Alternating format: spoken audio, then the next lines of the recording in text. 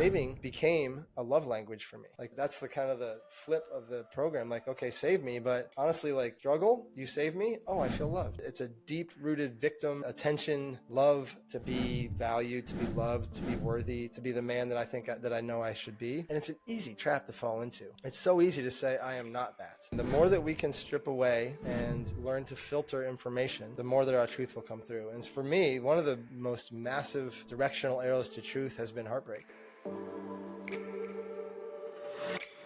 Cool. Well, Sam, thank you so much for joining us here on Triangle Theory. We really appreciate it. And it's an honor to have this chat with you. I wanted to start the conversation. And I guess for the people that may not know you, who are you today and what's your mission now moving forward? Yeah.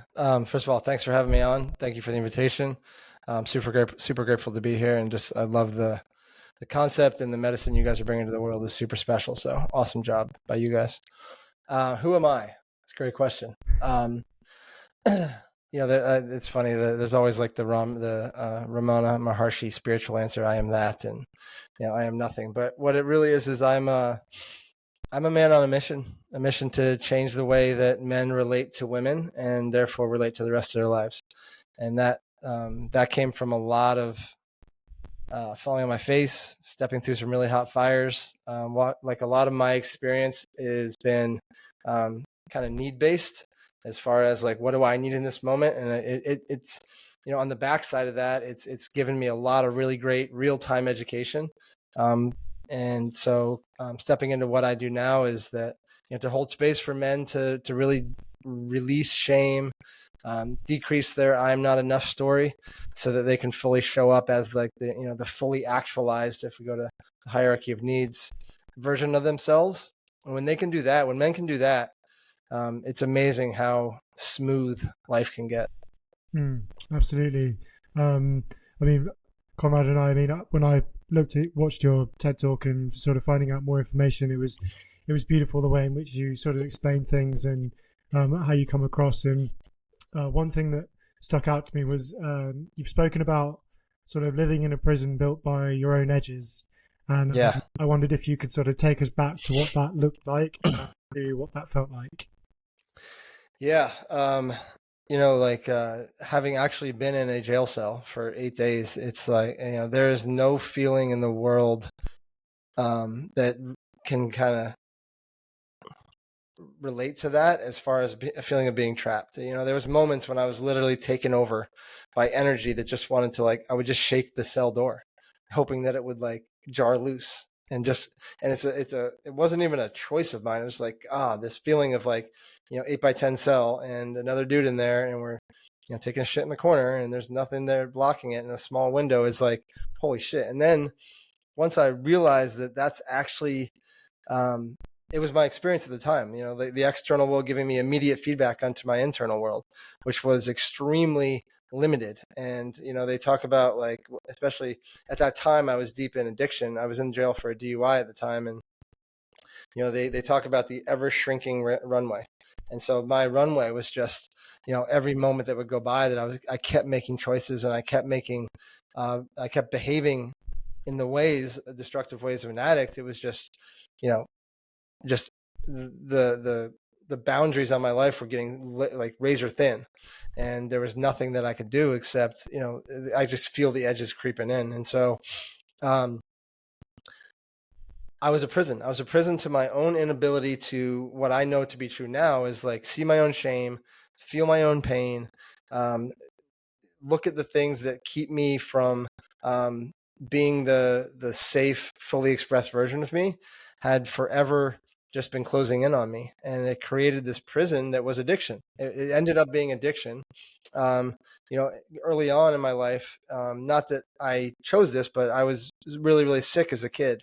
And so I had a lot of kind of guardrails on my life that included food, that included,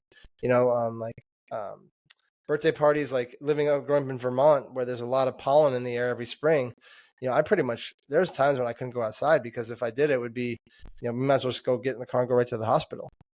And so I had a lot of kind of like actual edges on my life, that were survival dependent. And so growing up, what happened was that I just kept creating more edges in my life, which stopping my full expansion, my full expression. And so, you know, it wasn't until I decided to say, hey, like, what are these edges? You know, is it for a while, I thought the edge was social anxiety. And I thought that's why I drank. And then it was depression. And I thought that's why I drank. And then what it really came down to was that this experience, this deep, deep experience that I had, that my massive edge was the shame that I carried about being sick as a kid and feeling different and getting bullied for that. And then, you know, compound that with later in life, I created all this shame and guilt around addiction. And so I had this just like, it was basically like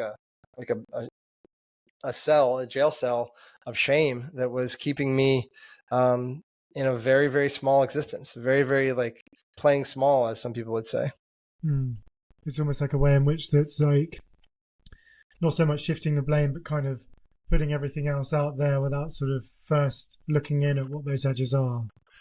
Yeah. And, you know, and exactly. And the thing is like, I didn't even know. It feels funny to say it, but like, I just, all I knew is I was having a miserable experience. You know, I didn't recognize that like my world was shrinking and I had created all these, you know, and what I do know about edges too, is that although we can look at them negatively as say like, oh, this is a fucking terrible edge. Like, oh, I need to get past it. Honestly, like that edge was created as a safety strategy. For me, like I created edges because it was a safer place. I felt safer in a smaller confined existence. And so I didn't even see it until I saw it, until like the pain or the experience, whether it was like in AA or in therapy or in plant medicine, whatever it was. It's almost like, you know, there's a scene in I think it's one of the Indiana Jones movies where he's like looking for an X on the ground and he's on the floor looking around, and then he goes up to the balcony and looks down, but he couldn't see the X that he was actually standing on until he got the 30,000 foot view of it. That's kind of how my edges were, is that I couldn't even see what was happening until I took a second and said, wait a second, let me zoom out here and see what's really going on. Yeah. Just out of interest. Hey guys, thank you so much for making it this far into the podcast. If you have any feedback, then please let us know, as we always want to make this podcast better. So hearing from you is always a pleasure. Please subscribe to all of our platforms, get involved at Triangle Theory. If you've got any comments or if you want to share any topics that you think that me and Conrad would like to talk about, then please get involved. We'd love to hear from you. Thank you so much. What do you think is the best way to zoom out and just to see those edges? I would say that there's probably a few different. What was the most effective for you? Let's just say most effective for me was plant medicine and somatic work, the nervous system work. But I think like the reason I hesitated there a little bit was that I think it's like whatever the entry point is for a man or a woman, whatever the if it's therapy, great. If it's you know, a women's circle or a men's circle, great. But like the thing is that there has to be this willingness to say like I just know that whatever's happening is not good. I'm not okay with it. And from that point, that jumping off point, you know, a lot of questions can be answered. So like I was saying, like I didn't see or know about my edges, but I knew I was having depression, anxiety. I knew there was addiction in my past. I knew that I had like a 3-year cycle on relationships, and I knew all this stuff, but I'm like, why? These things are like, we could sit here all day long and talk about how terrible they are, but they kept repeating. And experiencing is evidence of wanting. So there was a part of me that wanted to have these experiences that I had to ask the question that will always get you the furthest is, what do I not know about depression, anxiety, addiction, heartbreak, myself? What do I not know? So any ceremony I go into, or any meditation I go into, or pretty much in all moments, I'm kind of searching for what I don't know, which is, you know, closer to the truth. And so I think like just having that question in your field of, okay, so I know this about this, what do I not know about it? Because essentially 95% of what's happening right now, even right now, is unknown. We don't know it. It's subconscious. 5% is us talking to each other and looking at each other on the screen. So there's a lot we don't know that's going on right now. And the more that we can tap in, Carl Jung, until you can make the unconscious conscious, it will rule your life and you will call it fate. Yeah. Like, how do you tap into more of what the unconscious is and bring it to consciousness? Absolutely. And how do you do that? How do you do that? Yeah, you get in places where you test it. get in like it's whether it's an AA room where you're going to go through the 12 steps and have another person's eyes help you out with seeing where your behaviors were wrong, or whether it's therapy and you're talking through things, whether it's plant medicine where you go in and unearth memories that you didn't have.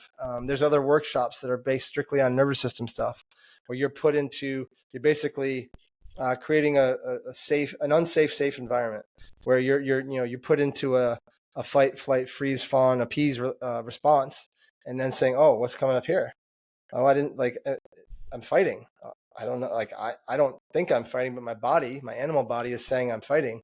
So anything that you can do to get past the known stuff. So that's nervous system work, it's therapy, it's coaching, it's men's work, it's men's retreats, it's psychedelics, whatever it is, will give you perspective into the other side of the curtain. And once you know that, then you have new information. And then it's about how do you keep extracting new information. Absolutely. Were you always curious into even through all of your life, leading up to now, like curious to find out more about yourself and the information around you and getting the different perspectives? Was that sort of something that was always within your soul? Interesting question. That's a good one. No, the answer consciously no. Like I said, I grew up in a very sheltered environment because of severe asthma, severe food allergies. I didn't have a lot of time to be a seeker or a searcher.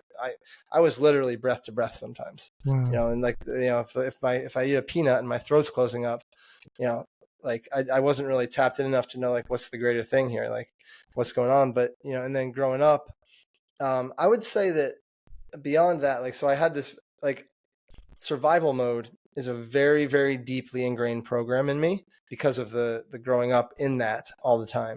So it used to be a very hyper vigilant existence for a very long time, probably until early 40s.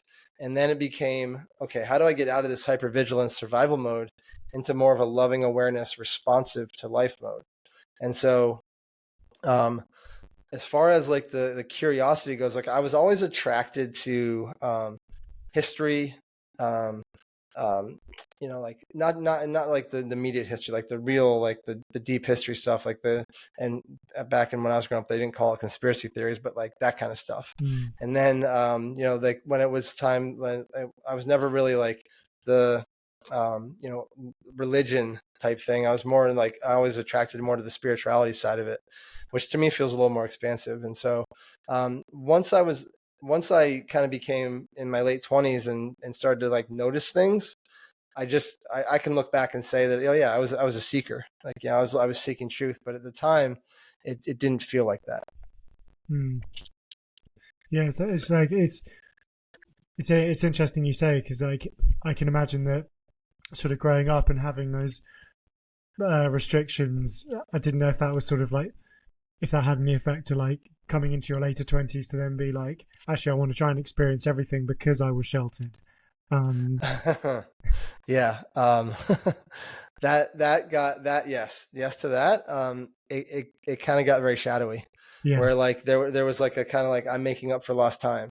And that for a while was kind of what was fueling the addiction. I was kind of I had 18 years of FOMO bottled up that I had to kind of release. And so it led to a lot of wild times and just a lot of doing the things that I feel I never got to do. So I would say that yes, absolutely. I began to kind of blow off some steam or expand and search for things. It got very shadowy. It ended up with, that's when the 20 arrests and the 7 times in rehab, that's how that ended up for me. Just circling back a bit, because Ruben mentioned that we watched your TEDx talk, and on your TEDx talk you mentioned a very interesting thing where the way you was born, essentially you had the whole process of being born was quite difficult for you. Mm-hmm.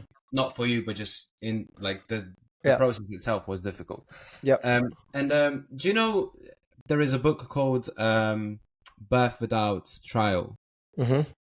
Essentially, in that book talks about that the way you are born kind of sets a pattern on how you're going to live in the future. Yeah. Could you expand on that? Yeah, absolutely. Yeah, I never heard of that book before you guys had mentioned it, and it's definitely something that I have it on my Amazon list right now. Definitely look into, because I absolutely believe that concept. Coming into, for me, it was coming into the world with a very, very interesting relationship to air, to breath, and through that, first it was. I had to be C-sectioned because my umbilical cord was wrapped around my head, so I wasn't getting the proper oxygen. And if I had gone through the birth canal, it could have been, complete like asphyxiation, and it would have been it would have ended badly. So knowing that, like, it's coming into the world. So I had severe food allergies, throat closing up, anaphylaxis, asthma.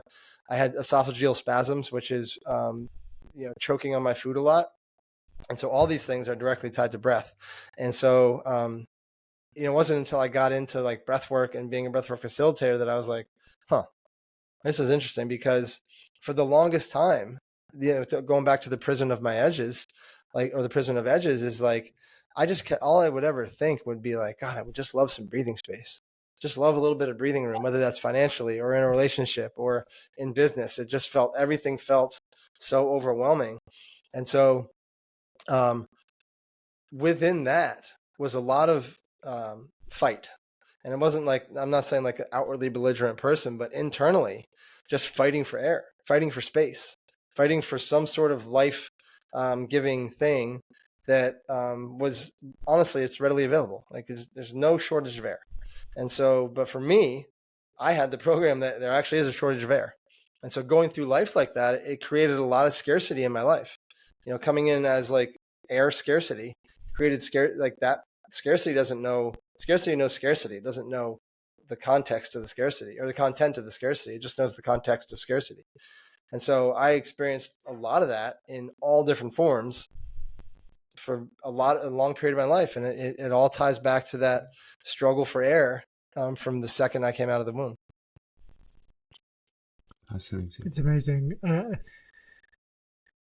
In terms of like that process of sort of coming out and saving yourself, what were those real steps that you needed for your healing process? So you, as far as in terms of like learning to save myself? Yes. Yeah. One is like, just the massive recognition of how deep that goes for me. Like everyone talks like no one's coming to save you. Like it's kind of cliche almost, but like for me, I actually, like, that was actually my reality for like 15 years, was actually people coming to save me all the time. Whether it was choking on food or rushing me to the hospital at 2 a.m. when I'm having a severe asthma attack, or I just ate a peanut.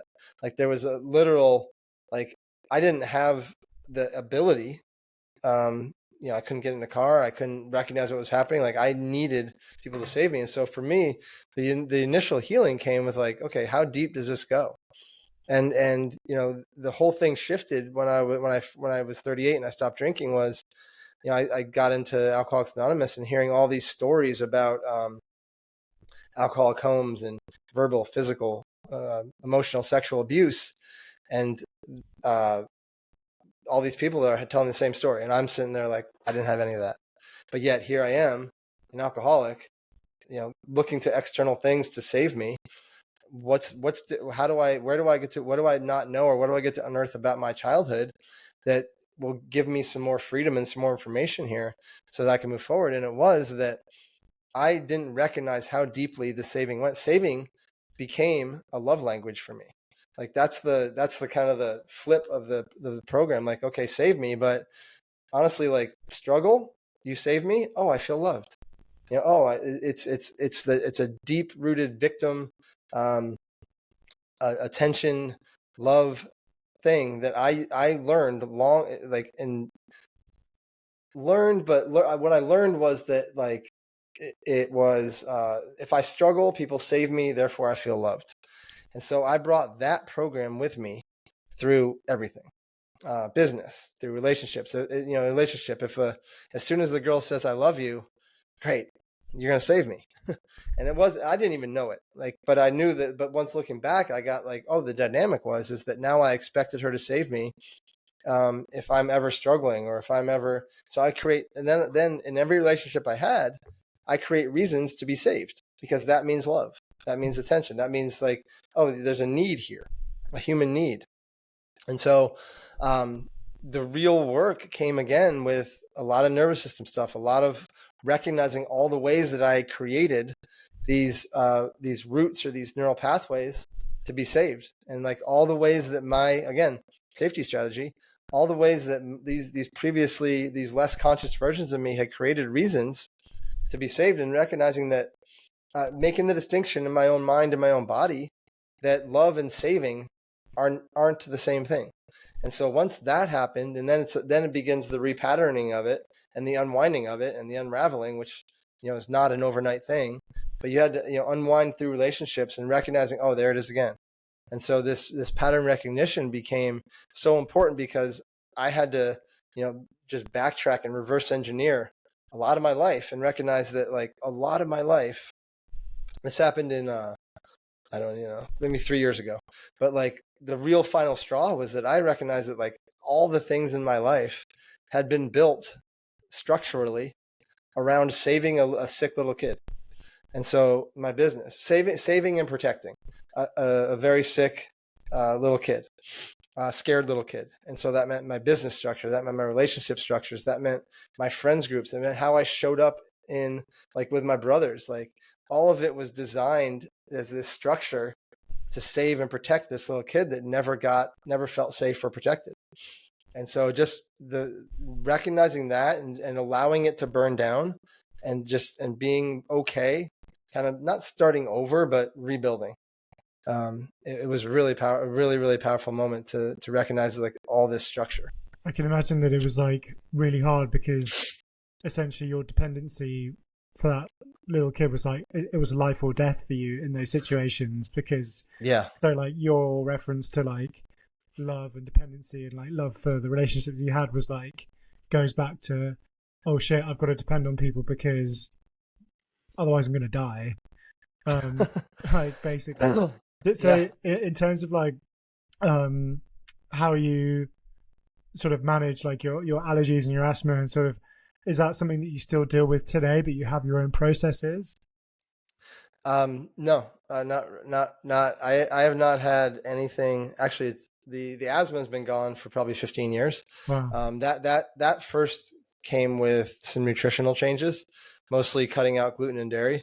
I did that, and then and also that was kind of the time when I kind of woke up to, the real work, the deep work, and the healing path. And so I'm a firm believer that everything that we experience physical is actually began or rooted, in a distortion of our energetic bodies, our subtle bodies, whether that's emotional, mental, physical, spiritual. Emotional, mental, or spiritual. And so, knowing that, there's things that I began to heal that allowed first the asthma to go away. So asthma was one of those things I held on to because it was a reason. So I held on to that for so long as okay, if I have an asthma attack, someone's going to have to come save me and I'll feel loved. And so it was almost like a safety blanket in a way. Mm-hmm. And so, beginning to heal that, the asthma was the first thing to fall away. The allergies, they stuck around for a really long time until I'd say within the past year.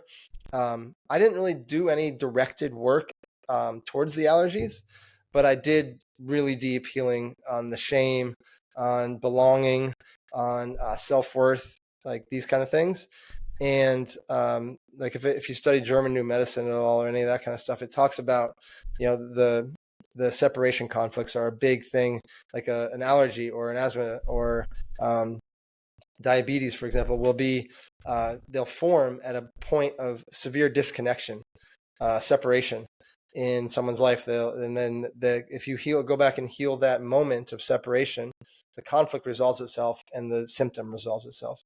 And so that's a concept that I believe in. And so I didn't necessarily say like, okay, allergies, but I did the healing around other things. And then 3 times in the past 18 months, I've accidentally eaten some form of nut and had no reaction. And so I'm not going to sit here and like grab a handful of nuts and throw them down, but I do feel a little like I've noticed that like that allergy is not existent anymore. That's amazing. Would you say that that's like you rebuilding trust with yourself a lot of the time?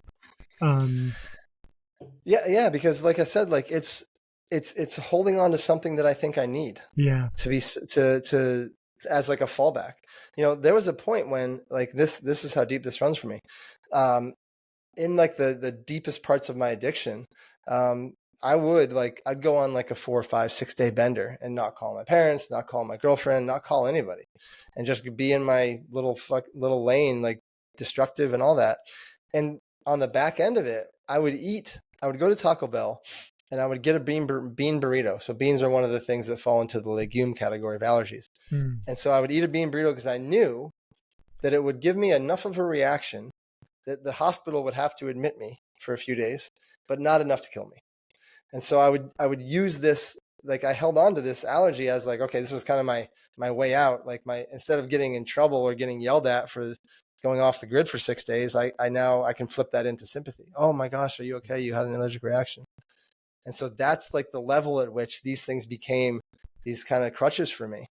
And why I held on to them, because they were these nice little things that allowed my victim to live, allowed my inner child to feel like he had like a last ditch effort to get loved. It's an amazing story. Like it's really like inspiring, like hearing how you've, I guess, like rebuilding those neural passages in your brain in order to successfully like transcend in a way. And like sort of bringing it to sort of masculinity and edges. There's you talked about transcending your edges a lot, and I feel like I wanted to hear sort of you break that down in a means of like a real practical sense for men in general. Yeah, I will say this. I will say I've kind of in the past maybe 6 months or so gotten away from the transcend part. Yeah. I feel like it's more about expansion and capacity now. Like for a while, like I felt like transcending like a limiting belief or something like that. And then I kind of got into the understanding of transcend as like a leaving, you know, like, and so it felt like it was kind of veering into like a little bit of like spiritual bypass or bypassing the human experience. So what I've landed on now is, although the concept is the same, it's more about expanding and building capacity. And so as men, the protocol is edge hunting.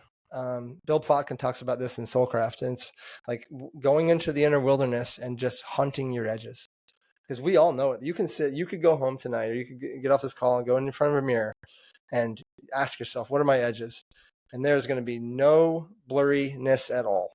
You already know. Like we're sitting here right now, all 3 of us know what our edges are. And so as men, like when we can find, whether that's a men's coach, whether that's a men's group, a retreat, going and just finding places that we can safely go edge hunting and uproot our edges. And then, you know, you go edge hunting, you find the edge. It's not like, okay, there it is, I'm going to head back now. Go edge hunt and go stay on that edge for a minute. Like go ahead. Sorry, could you give an example of an edge? So yeah, relationships. So conflict. How men hold conflict. How men an edge there could be, you know, I am not enough, or I can't hold this, or that's too much for me. You know, and the way an edge is experienced is like that whenever you feel that eject button kick on, like, oh fuck, I gotta get out of here. Like I'm about to like rage or jump out of my skin or whatever it is. And so the edges will always reveal themselves in the form of massive discomfort. And shame is another edge. Like shame is something that directly affects intimacy. So intimacy could be an edge. And within the intimacy, like why do men overeat sometimes when they know there's going to be like a date night? And I talk to a lot of guys that they say like, I actually have before gone out to dinner with my wife and overeaten in order to avoid being intimate, because I have fear around intimacy. Some men will actually welcome sickness. Like, oh, I love the times when I have the flu or a cold because it means I get a break. Because I don't have to like be at I don't have to like be out in the world, and because men tend to avoid the discomfort and the things. Like there's a yearning that men have of, I desire this present moment to be different because I don't think I can handle it. And so that's the base edge right there. Is like, I'm in this present moment and with my woman, with my wife, whoever, my partner, and we're having this conflict, and I'm not even here because all I'm thinking about is how do I get the fuck out of here?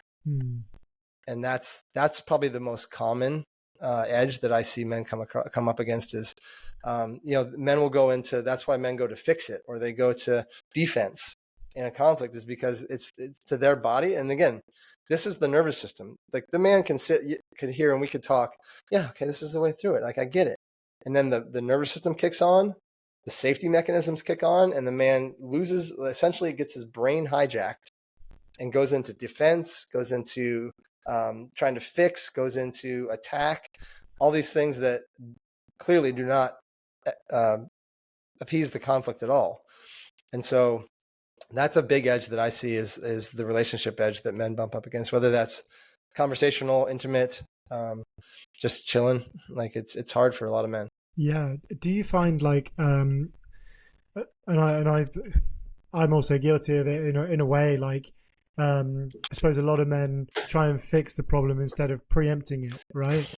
That seems to be like one of the main issues. Hey guys, your feedback is very important. And no, this is not an advertisement. Actually, what I'm asking from you is to leave a comment below what you liked and most importantly, what you disliked about this episode, because we can improve on the next episodes and we can make a better content for you to listen. Give us also a topics you'd like to us talking about, and we can prepare, do your research and talk about it on the next episodes. Thank you.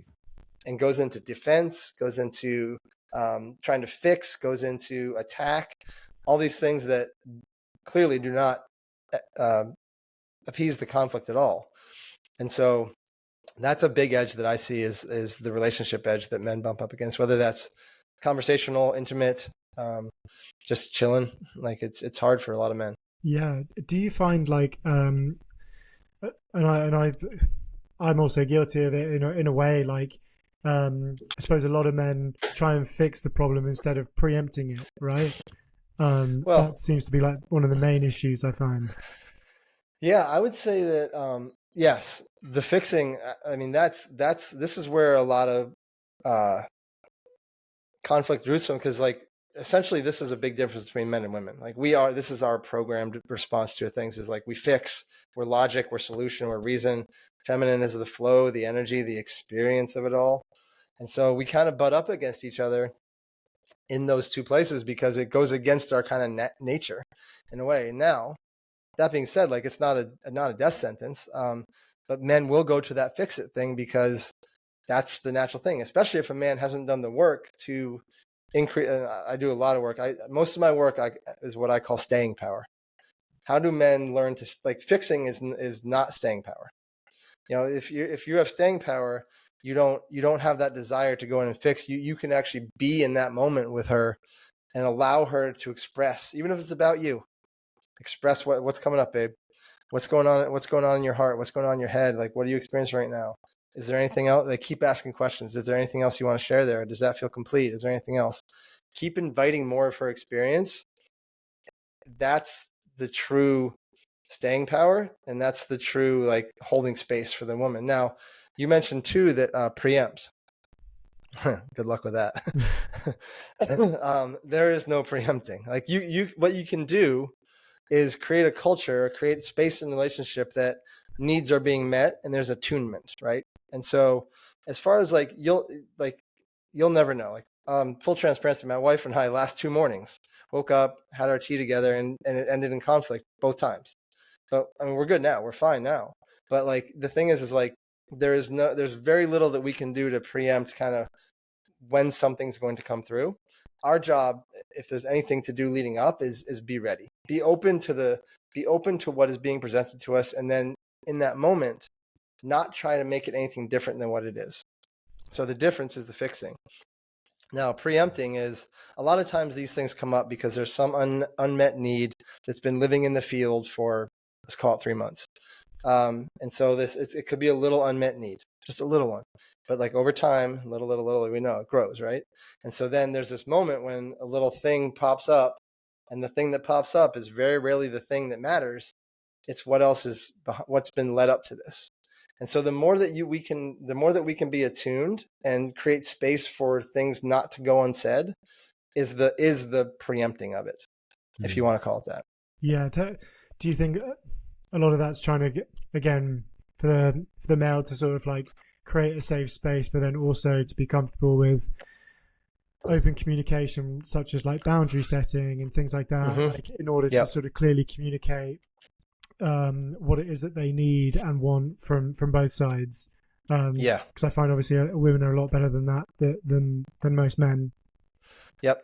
And so that's, absolutely. I think that this is why relationship check-ins are important. And, like maybe like twice a month, like little like quick check-ins, like maybe an hour. Yeah. And then, once a quarter, do like a deep dive about like vision, about finances, about where do you see us going? Is there kids involved? Like bigger things. So the more that we can create spaces. So a lot of times men, like you say, like preempt, we can feel caught off guard by the emotions of the feminine. And so the more that we can create spaces, relationship check-ins, bigger check-ins, temple nights, these spaces for her to express, the less likely there are things that are going to come in like, whoa, where the hell did that come from? Right.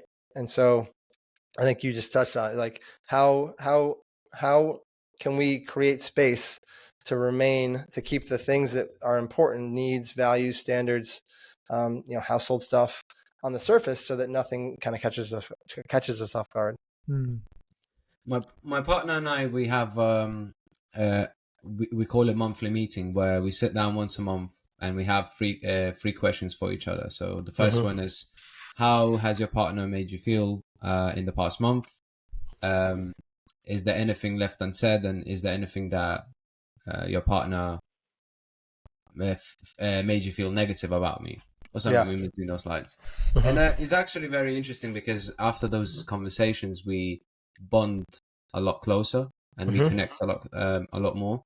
And sometimes there are some things that I didn't say. Well, it's usually me, because I tend to like close up when something happens, and then I just unleash on those meetings. But over time, we got better with communication. So I feel like that's one piece of advice that you just gave, that setting boundaries and communication at least once or twice a month is absolutely probably was one of the best decisions we made in our relationship. Yeah, it's huge, man. It's like if you want to talk, if there ever is a magic bullet, that's it. And that's where masculine leadership, this is where we kind of balance between masculine and feminine leadership. Is the masculine leadership is create those spaces. The feminine leadership then comes in and like allow her to be the kind of energetic, emotional permission slip leader in that place. Yeah. Sorry. Yeah, go. No, I was gonna say one thing. What I found to be really, really great is in check-ins, and it's always like what I find important is we always end with 3 things I love about you. So you just mentioned like we end on a negative thing. I would invite you into like maybe there's a deeper connection when you can end with like, and these are the 3 this past week or 2 weeks. These are the 3 things that I saw about you that I love the most. I'll definitely implement that. That sounds amazing. That's beautiful. Yeah. Working with so many men, why do you think so many men feel trapped and lost nowadays, especially young men, I would say? Yeah.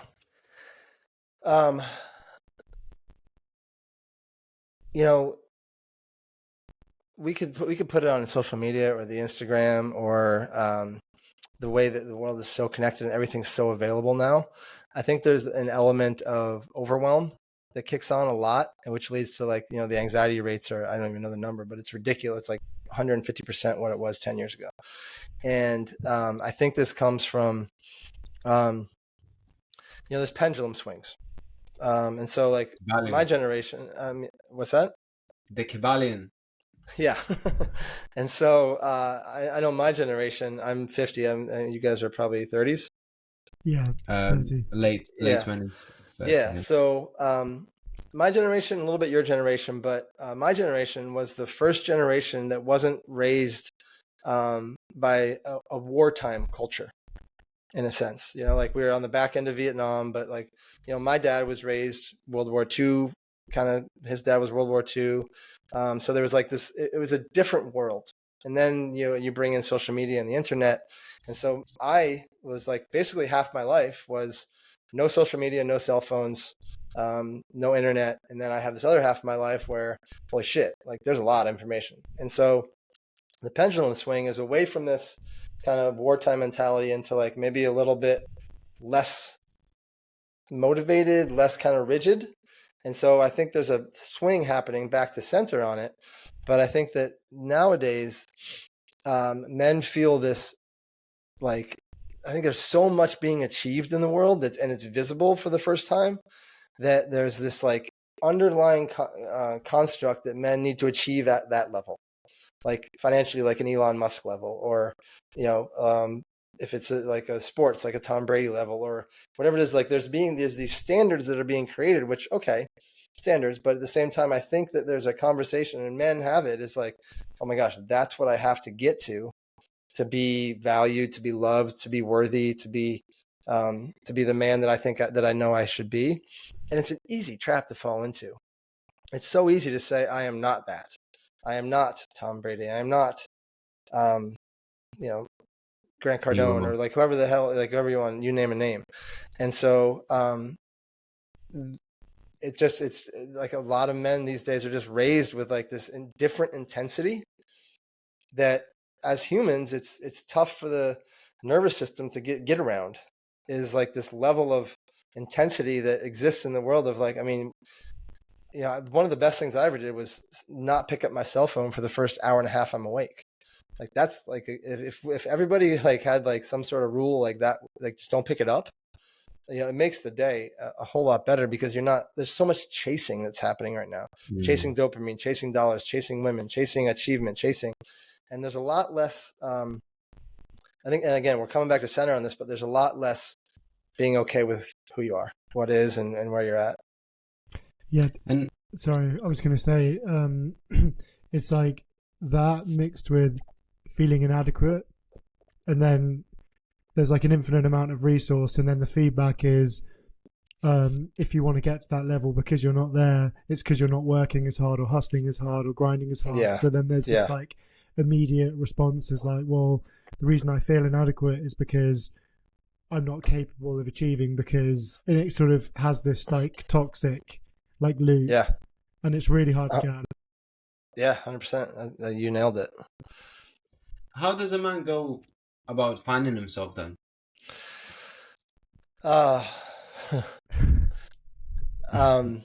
You know, men are great at being motivated by pain.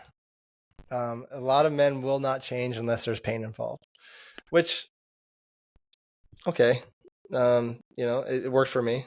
But at the same time, I feel like there's an element of decreasing external noise.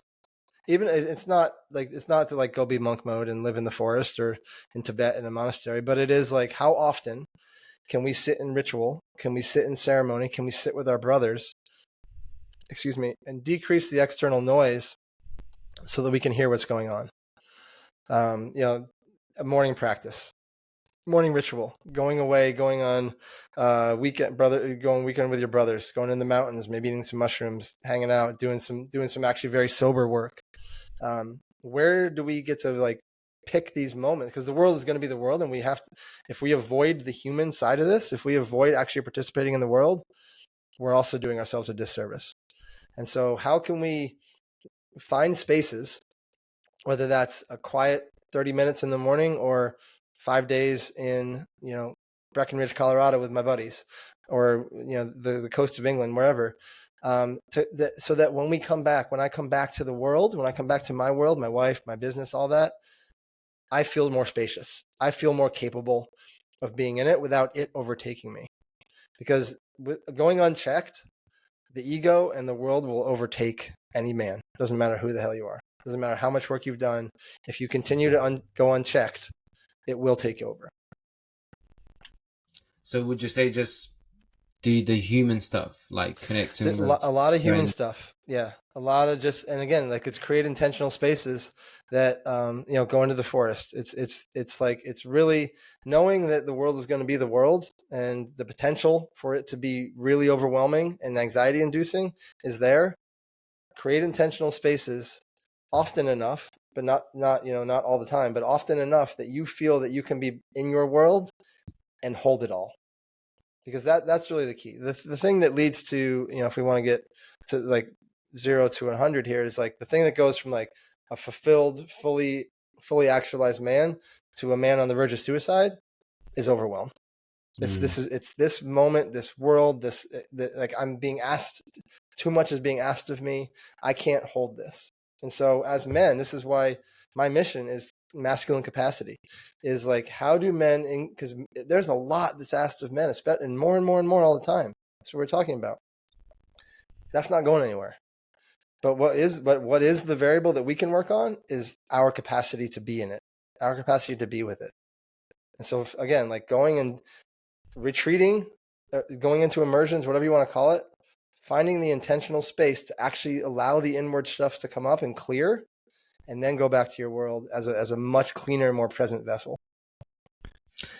I think nowadays the problem that we face, and I'm not really sure if that's a problem, but we got so many archetypes of what a real man looks like. Like we got Andrew Tate's, and we got on the other side we got Jordan Peterson's, Andrew Huberman's, which I think they're great men. Yeah, in like Jordan Peterson and Andrew Huberman. But I just wanted to ask your opinion on it. Like, what do you think a real man is, and what sort of values they hold? I would say that if we want to boil this down to a very simple answer, a real man is one that is a relentless stand for truth and will accept nothing less. And I'm talking capital T truth, not his truth, not her truth, not their truth, not Jordan Peterson's truth, his truth, like the truth. If a man can be okay with the truth, because it will be equal parts liberating and equal parts fucking crushing. And if we can be okay with what truth is, like that's the man that I would like to be around, is a man that's unflinching in what truth is. And I think, you talk about Andrew Tate, like there's a truth that he operates from. There's also a truth that Jordan Peterson operates from, and Huberman and Aubrey Marcus and whoever you want to talk to. There's a truth they operate from. May agree, may not agree, but they stand in something, right? They stand in a way that is, unwavering. That's why, Andrew Tate, like he gets a lot of crap, a lot of shit, and maybe he deserves some of it, maybe he doesn't, not whatever. But the fact of the matter is that there's actually there's something that's kind of attractive about him, because he really does stand for what he believes to be right. And Aubrey the same way. And, and so, then it becomes like, okay, do I want to associate myself with Andrew Tate or Aubrey Marcus or even Jordan Peterson? Like there's polarizing on all levels here. And so, but a man that stands in truth will be, the world will not be as, he will not be as available for the world to overtake him, because he actually has his core, his spine, his truth intact. And then again, it becomes the other person's choice whether they choose to interact with him or not. How'd you go about finding your truth? Seek. I still haven't found it.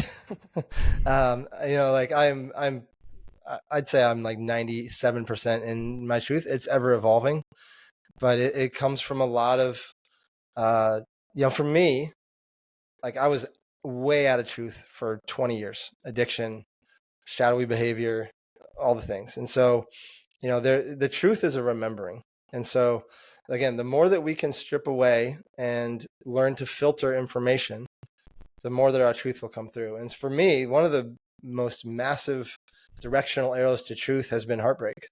The times that I've been through heartbreak have always, always, always stripped away all that is not truth. And every time it's been a recalibration to truth. And then 2 years ago, my last breakup was like, it was the one that said, you got 20 years of shit to clear. and that I had left uncleared ever since my divorce in 2004. And so, if a man thinks he knows it all, like the best way to truth is like, I don't know. What do I not know? What do I not know? Because as long as I'm operating in what I know, I'm only operating in my truth. But if I'm open to like things that I don't know about the things I know, I'm open to the bigger truth. And so I think that, you just got to, the bottom line is be willing to be wrong, be willing to be uncomfortable, be willing to see something that may not align or suit your story that you make up about the world. And then from there, it's an integration process. How did you first integrate that level of accountability and humility in your life?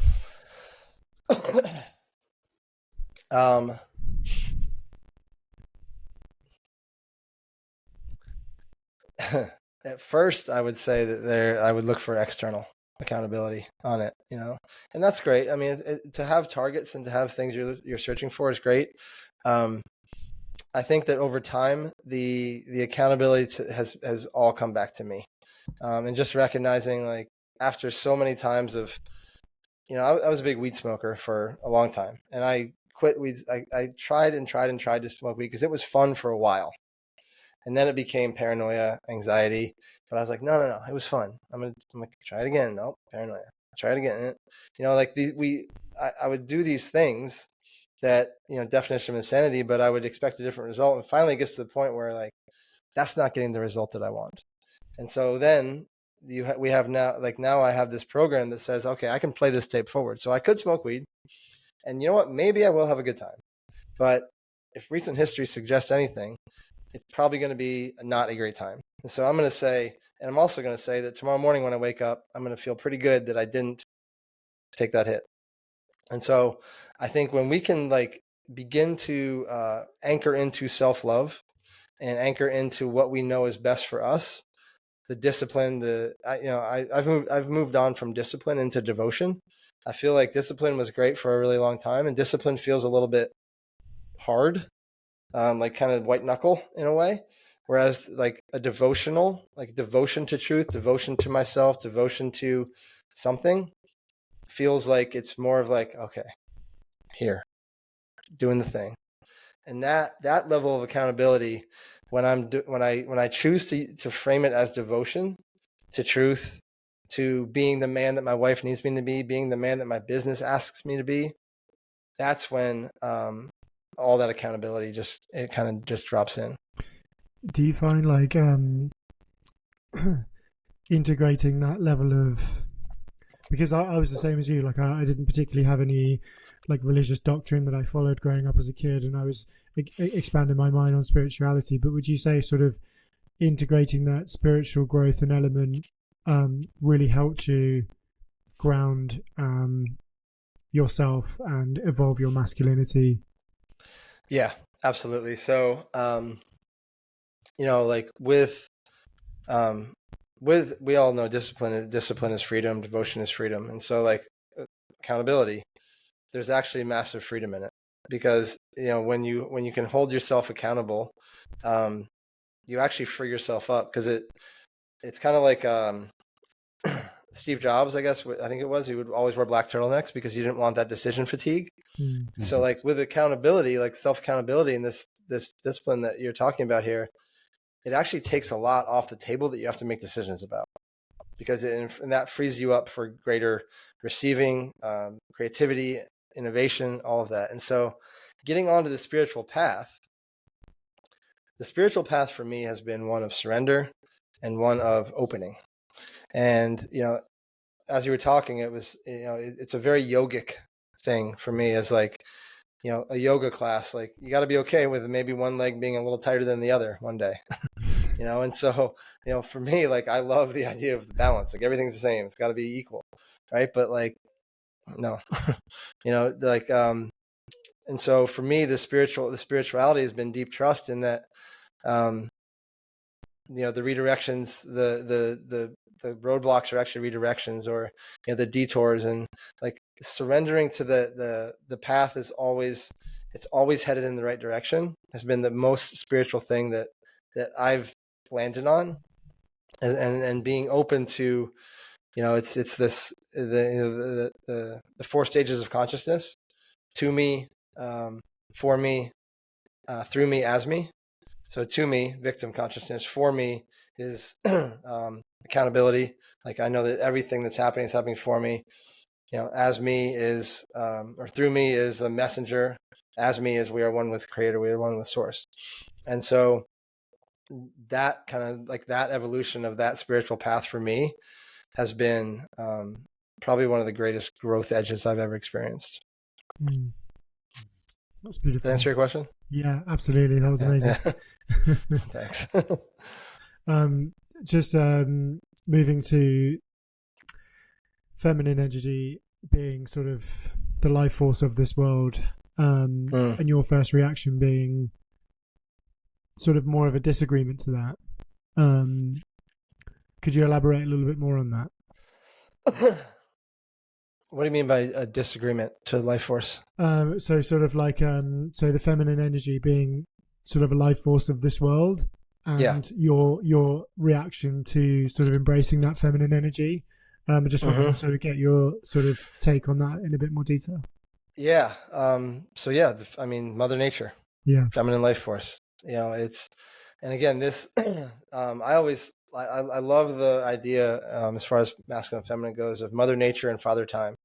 Father Time is the constant, just does its thing, never changing. Whereas Mother Nature is a ball of chaos. Like we can look at it and be like, trees just growing out of nowhere, like rivers making their own path. Like Father Time just like, cool, do what you gotta do. I got it. And so, and now bring that back to a very human experience is that, the masculine loves the control. The feminine, although they love structure and they love feeling containment, they love wide structure, wide containment. And so knowing that, like, I had a hard time relating to life for a long time. Like life was challenging for me from the very beginning. Like it was very chaotic, breathing, eating, all that. And so what this goes back a little bit to the edges in the closed off lane that I created is that, okay, in this little lane, I'm good because I got whatever's in front of me here contained. But like, honestly, there's life force all around that I'm closing myself off to. And so this is another thing that being in relationships is so confronting for men, is because essentially relationship integrity, for example, if you're out of integrity in your relationship, or if you're out of integrity in your life, the feminine being in front of you will call you the fuck out on it. And that means that you're out of integrity with the life force of the planet, of the world, of whatever it is. And so as men, if we can learn, we get to learn how to, hold our world, our the woman in front of us, our children, which is all the feminine life force, so that we get to be in the grander, the cosmic feminine energies of the world, which, it's the light, like breath is literally life force. Breath is spirit. And then there's, the Mother Nature and the way things go. Like the general nature of life is very unpredictable and very chaotic, as is the feminine, as is the women that we choose to hold space for. And so for me, it was, this comes back to capacity. I was not okay with an expanded view or an expanded experience of that for a very long time. And so a lot of the work I did was like, how do I get to expand my experience so that I can honestly experience more of this feminine energy? Like she just wants to give you everything. Life wants to give you everything. The woman you're with, she wants to give you everything. But as men, we're like, that's fucking scary. I don't know about that. Like, oh, it's not my way.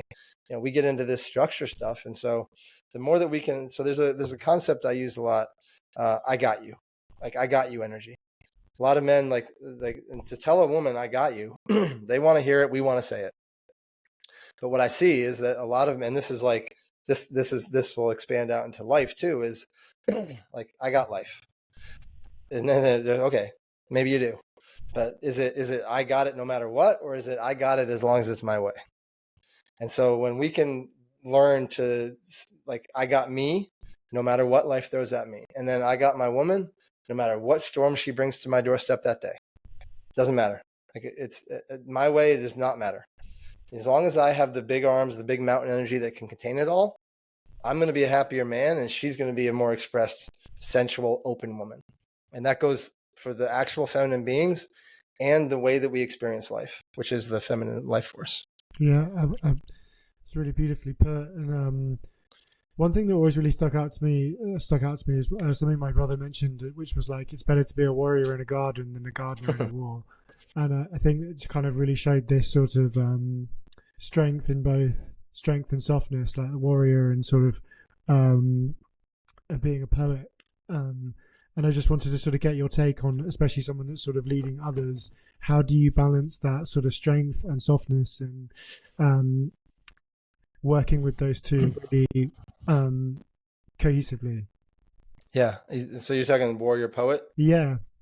Yeah. Well, I feel that a lot of men's work, a lot of men are a little bit warrior heavy in the way they show up, and understandable for a lot of reasons. It feels good. It feels good to be a warrior, to be viewed as a warrior, to feel like a warrior. It also is, it's very kind of destructive in the fact that like it doesn't do a lot to welcome in the poet, the lover, the mystic. It doesn't create a lot of space, like part of like a lot of lineage work, a lot of ancestral work on the male side, the masculine side, is that it was so much war and so much battle, so much hunter-gatherer that a lot of men never had time to really love.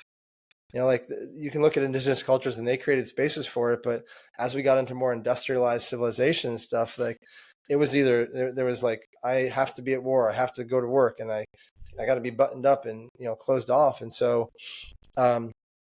warrior mentality got really heavy-handed, and now it's like, and then there was a time then when a lot of men were suppressed. A lot of the generations were suppressed because of quote unquote mistakes of the forefathers. And so as men get into men's work, and as men get into this more actualized, expressed male empowerment, the first place they go is warrior, because they've been suppressed for so long. Rage has been suppressed, pain has been suppressed, sexual energy has been suppressed. And it's either suppressed or men have created destruction with it. So, sexual energy, rage, a lot of times like men will, in their teenage years, maybe early 20s, will experience a lot of leaky, uncontained, just messy energy for those two things. And then they'll bottle it up and close it down. So when they finally, move from like prince to king, a lot of men will lock into the warrior because it feels so, they finally get to express it. So they'll go to do men's retreats and start pounding their chest and primal screams and all the things. And then the what gets missed a lot, and this is where the poet gets kind of pushed to the side. The poet, it doesn't feel strong. God, there's so much here. It doesn't go against, like the warrior goes against the I'm not enough wound that all men carry. The poet doesn't really do much for that wound. Essentially, it could be looked at as a little bit weaker, a little bit less intense, a little bit less of a protector. Now, that being said, it's not less important or less meaningful or less useful even. But the warrior coming online feels so good to men. And the thing is that learning to re-relate to the rage, to the sexual energy, to these warrior type energies is great as long as it can be contained. So if a man, like you see this a lot with like, professional athletes, like a lot of them will commit crimes of passion, sexual crimes, because they have all this energy. They're warriors. I mean, like they are legit, like going into like MMA, like warriors. And so, but a lot of them, I haven't heard from recently, but there was a period when a lot of them would, sexual abuse, because there was no containment of the energy.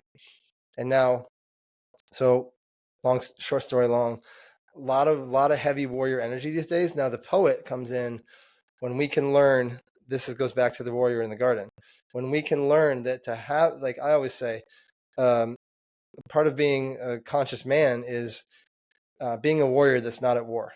So having the access to the warrior is absolutely great. Jordan Peterson talks about this. Be a danger, but don't be dangerous. Be a monster, yeah. Be a monster. You should be an absolute monster. And yes, but if you go around in your world just being a monster, it's not going to end well for anybody. So this is where we have to learn, like that. I think men get attached to, like, I got to be one archetype. We get to be all four or all five, however many you believe there are. And so as we begin to like understand that we have the access to the warrior, and this is why things like fight clubs and boxing and martial arts are so great for men, is because it gives us an outlet, and it also gives us a knowing that we can fuck shit up if we have to. And now the poet comes in, and the poet's the one that can softly and speak and invite and enroll and be passionate, the lover, the mystic, all these other ones that we get to cultivate come in. And then that's when we talk about like a balanced man, feeling balanced in your energies. And that's what the woman wants to feel, the warrior in you. She wants to know that her man is a fucking warrior, but not at home. She wants to know at home he's the lover and the poet and the mystic that can, hold her and be with her and flow with her and do that. So it sounds like you can't just be one archetype. You have to be all 4 or 5, as you mentioned. Have to be, choose to be. I mean, you can be, the thing. Yeah, I think that having access to all of them is super important and super like expansive. It's great to like know that I can, like, if you get in a ring, like we can go toe to toe, and it's, I don't feel like I have to back down. But it's also cool to like, go into temple night with my wife and put on some flowy clothes and just be this like mystic spiritual lover too. Having that, this is what we talk about with men, range. Having range is one of the most important things that we can have as men. So if we have a range of warrior and poet, to be able to, if we have the range, that means we have all in here too. We can oscillate, we can change, we can show up here, show up there as we need to. You spoke a bit about karmic debt. About what? Karmic debt. Karmic debt. Yeah. Yeah. From the past lives. Just wanted to ask if you could share more about that and what are your thoughts on it? Yeah. So,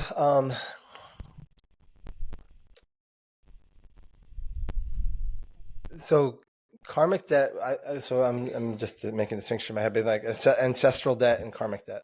So karmic debt would be like my soul. Ancestral debt would be like my DNA.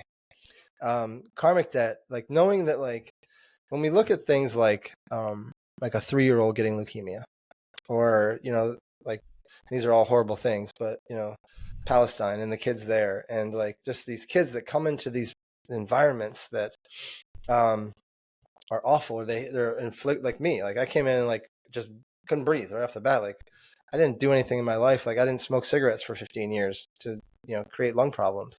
So it's like looking deeper at it is like what did I bring into this world? What did my soul carry from the thousands or hundreds of thousands of times it had been around the sun? Like what was I carrying that allowed me to, the karmic contract was to come to this life, to experience it and to clear it. And so that could be, people that struggle with poverty. It could be people that are born into, abusive homes. Like these things are karmic debts, karmic contracts that were written long ago, that people signed up for, that come into this life to be experienced and cleared. And some of it is absolutely horrific. There's no question about it. And what I know to be true is that for me, it was a massive reckoning of, a lot of things that I was like, this is not cool. I do not like, I'm kind of angry at spirit. I'm kind of angry at the world. I'm kind of angry at like myself. And once I got straight with like knowing that, okay, no problem. I'm here. I'm here to clear this. I'm here to remove this so that my soul the next time around has a better experience, has a more clear experience. And in this lifetime, I get to have a clear experience too. And so I think that there's like, and you can go and do like past life regressions, Akashic record readings, all of it, and look for the through lines, the things that resonate with you. And then as the clearings begin to happen, you'll notice, what I noticed was, once I started getting into this, the throat stuff, the breath stuff, the air stuff started to go away.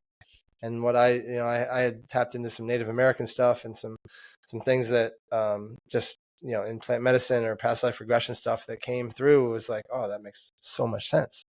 Of course. And it's just these things our souls carry, the stuff our soul carries, that we in these human suits this time around get the chance to look at and clear. So do you think that life kind of has a pattern on how we're going to live based on what our soul carries?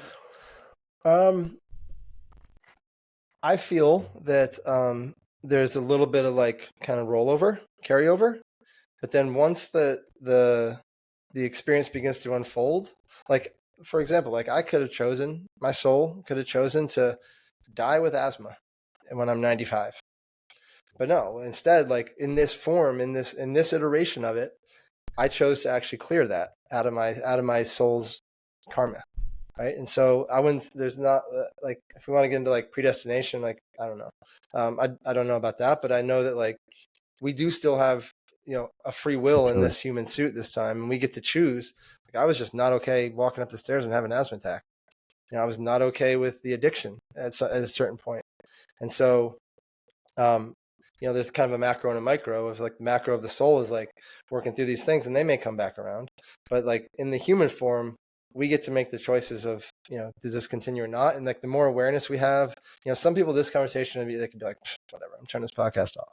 Other people are like, yeah, give me more. And so the people get to make the choice. You get to make the choice. How do you get to essentially play the cards you're dealt? What did you learn from ayahuasca retreats?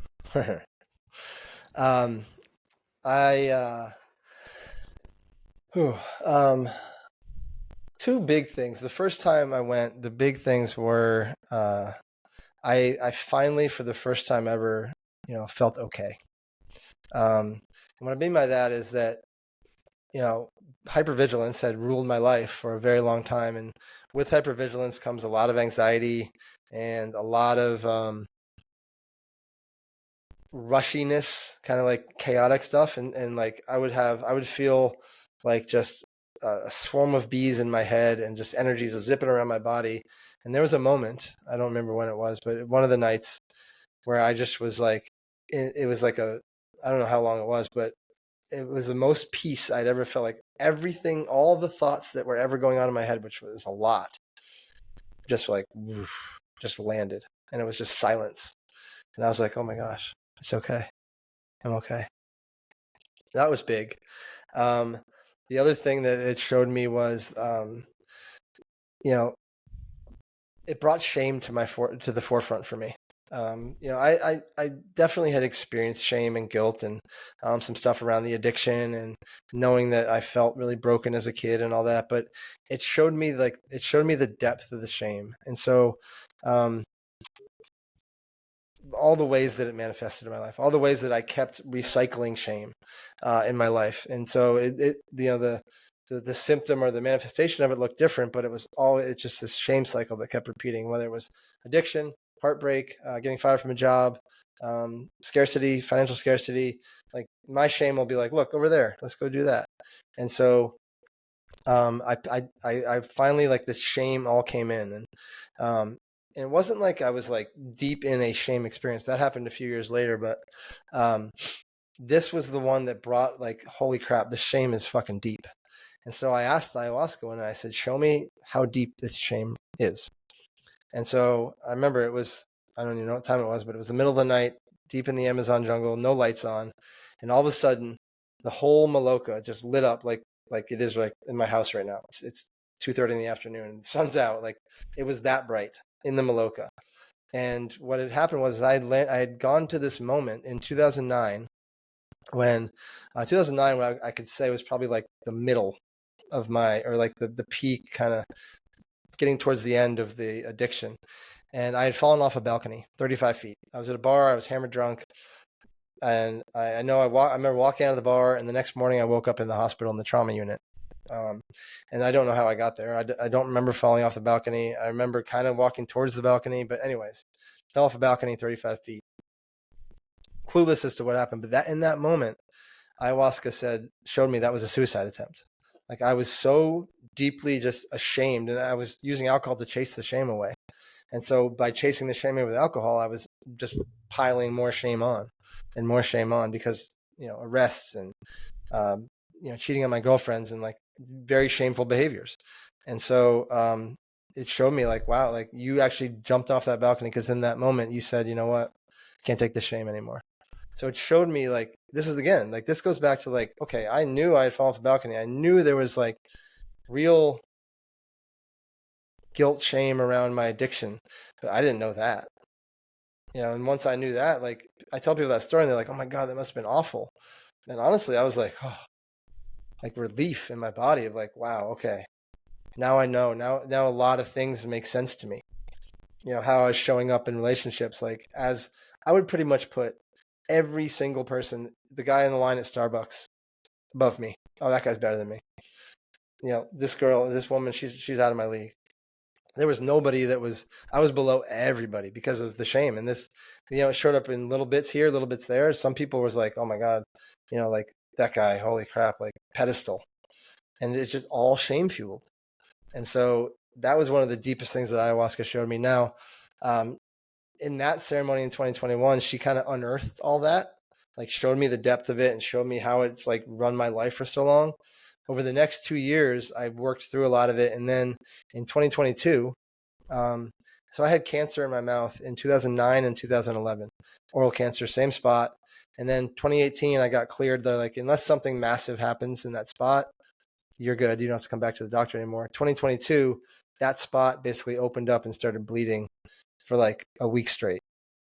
And so I went to the doctor and they diagnosed me, the cancer's back. And so I knew in that moment that I was like, this is not physical. This is an emotional thing. So I went back about a month later. I went back and sat with ayahuasca again. And she showed me again, this cancer was the actual, like all that stuff that came up in 2021. 2 years later, this cancer was the actual, my physical body purging the emotional distortions of the cancer, of the shame that lived in my body. And so there was one night I drank 4 cups of ayahuasca, and it was one of the hardest nights of my life because must have been 4 hours in looking at every single thing about myself that I'm ashamed of. And then, so I got diagnosed on November 1st, November 4th, and I went for a biopsy to see what stage it was and the path forward. December 18th, and the cancer was gone. Wow. Because I had, Wow. yeah, I just got to the emotional root of it all. And so it's been clear ever since. That's insane. And was that sort of like Mother Ayahuasca sort of breaking each of those down? Yep. Just throughout the whole process. Yep. That's incredible. And, did you feel like relief then as well? Like leaving your body? Or was that like a purging experience? Yeah, it was, so yes, absolutely. It felt like, I was like, it felt like I knew I wasn't having a physical experience of cancer. Like I wasn't losing weight. I wasn't gaining weight. Like I was healthy. And so just like knowing like, oh my God, the emotional body is cleared. Now, that being said, this period also showed me how deeply attached I still was. So shame loves a victim. Shame, the antidote for the shame's antidote to shame is I'll get victimhood and I'll get attention and I'll get love, I'll get saved. The higher consciousness addiction or antidote for shame is go to safe places and tell the thing you're ashamed of to free it. So when I got diagnosed with cancer, I felt that little kid that was like got so much from being a victim and so much from being saved, kind of throw a little party. He was like, oh my God, like we get attention again, like we get to be sick again. And so I had done so much work to clear this, and it came back, but I was like, oh God, like I felt excitement in my body. And then when I got the biopsy results back that said you don't have cancer, I felt that same little kid that got so much out of being a victim. I felt sadness in my body. I was like, wait, I was like, and I was confused. I'm like, you just got told you don't have cancer, but yet I'm sad.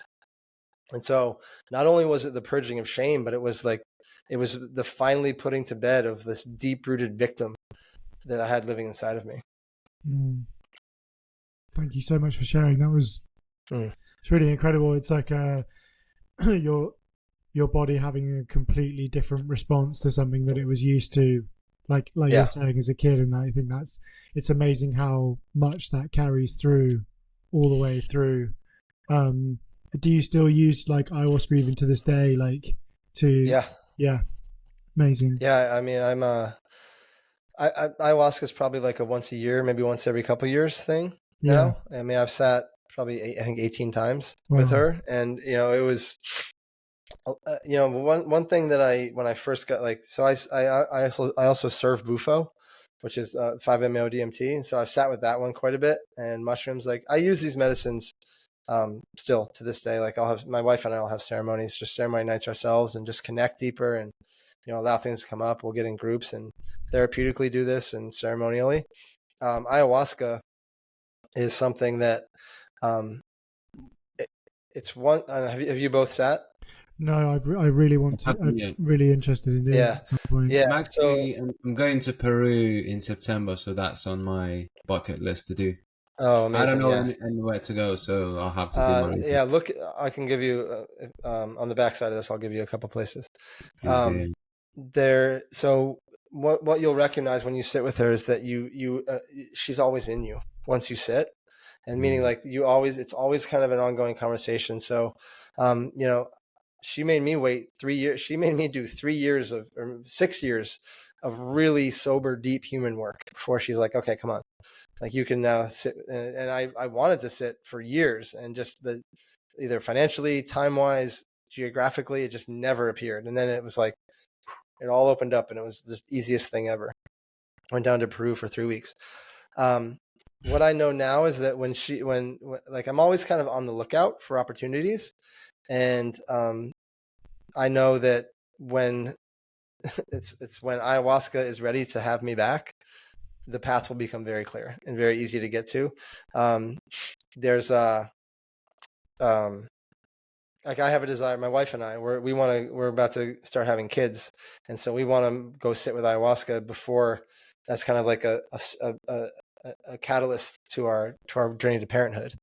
And so we're looking at going back to Peru pretty soon. It's been a couple of years since I've sat, and I'm definitely feeling like I would love to sit with her again. I mean, and so the thing is that, back in 2021 when I went, I was dark. I had a lot of, like, I was asking ayahuasca to heal a lot.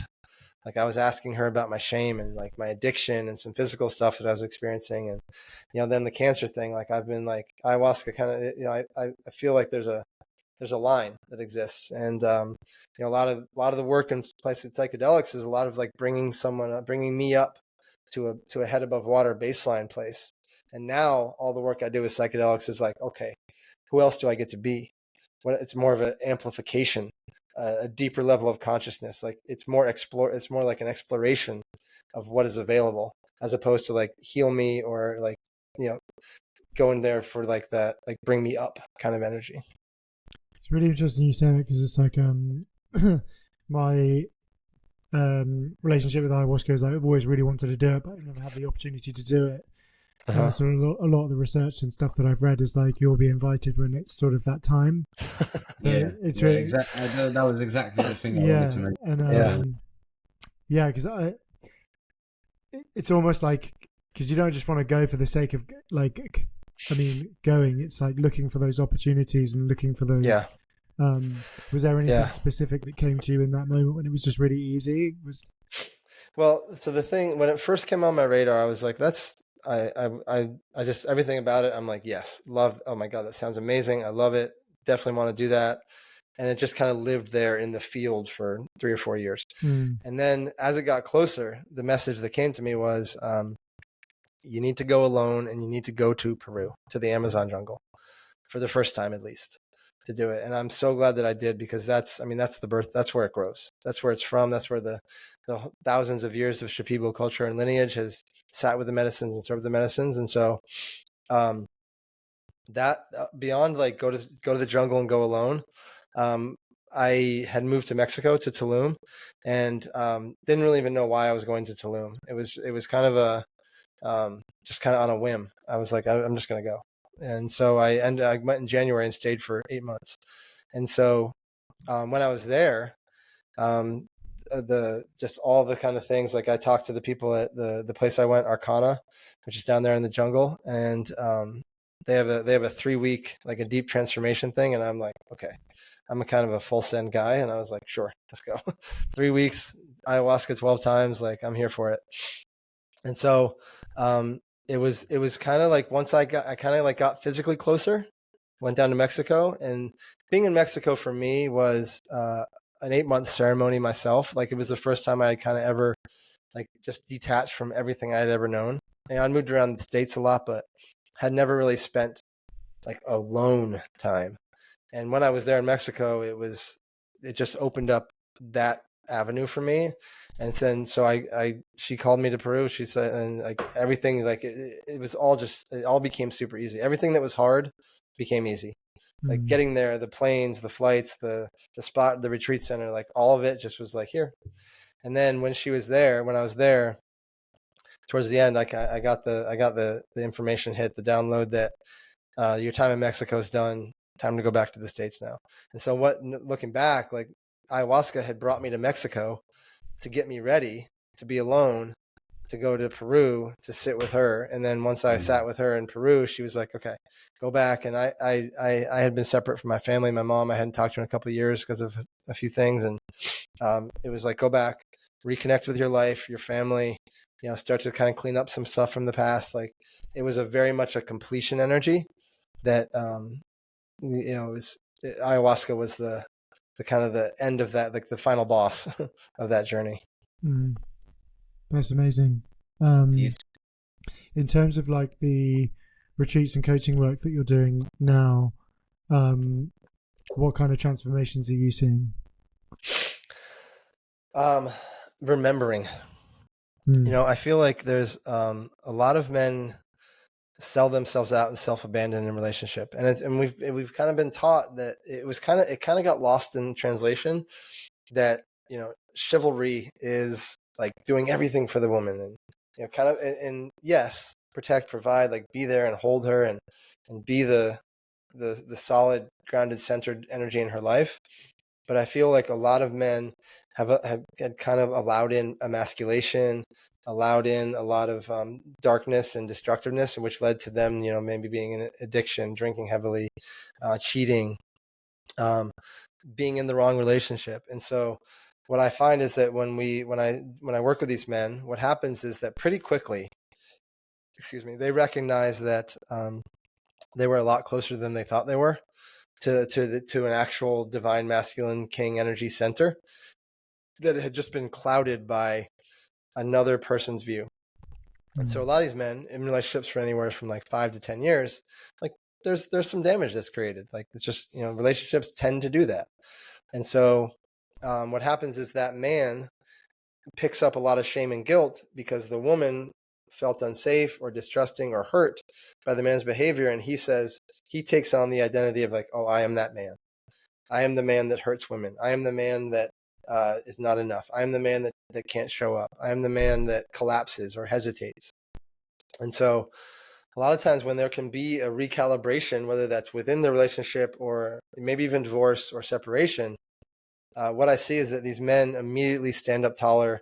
They immediately remember kind of who they were, and recognize that although they had been kind of beat down by relationship, by life, that once they get a little bit of space from the hand off the stove, they can come back to center pretty quickly. Like within 3 to 6 months, they're kind of a whole new version of them. But I say new version, it's more of like a remembered, evolved version of them. So, if we're trying so hard to become something, but it's being met with a cloud or being met with resistance, all the becoming gets kind of lost because we're stuck in the identity or someone else's vision of us. And once that's removed, all that work kind of just like, it's like a springboard, comes up to the front, and the man's like, holy crap, like I was actually doing all that. It just wasn't being received by someone that was carrying so much pain, or I wasn't seeing it because I was so clouded by my vision of myself as a bad man. Sam, if someone is stuck in the prison of their own edges, yep, what do you think is one message they want to hear right now? I think that just because there is that experience of being knocked around or the feeling of being trapped, it does not mean that they're broken. And it's not a death sentence. Like there's ways that you can, maybe it's one small step at a time, a couple small steps, one giant step.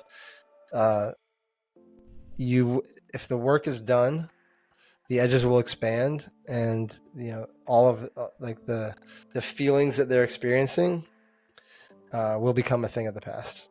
But just the thing is like, I know in those moments when it all feels like it's caving in, that you feel like a failure, like you're broken, like this is how it is forever now for the next 50 years.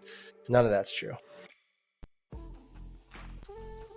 Where can people find more about you, Sam? The best place to go is Instagram.